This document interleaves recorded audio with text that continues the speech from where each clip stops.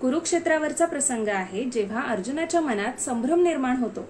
आपल्याच नातलगांच्या विरुद्ध युद्ध करण्यास तो नकार देतो. तेव्हा श्रीकृष्ण अर्जुनाला काय उपदेश करतात, ते त्याला कसं समजावतात आणि कसं युद्धासाठी तयार करतात, या संदर्भात गीतेत श्लोक आहेत आणि त्यापैकीच एक श्लोक आज आपण बघणार आहोत.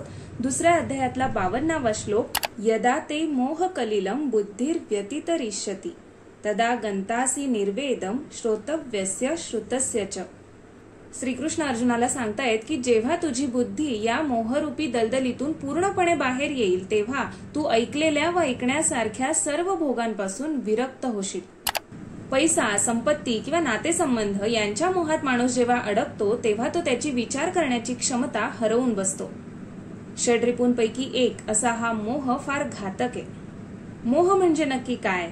तर एखादी गोष्ट चूक आहे की बरोबर हे जाणून घेण्याआधीच, याची खात्री करून घेण्याआधीच ज्याकडे माणूस आकृष्ट होतो, आकर्षित होतो, तो म्हणजे मोह.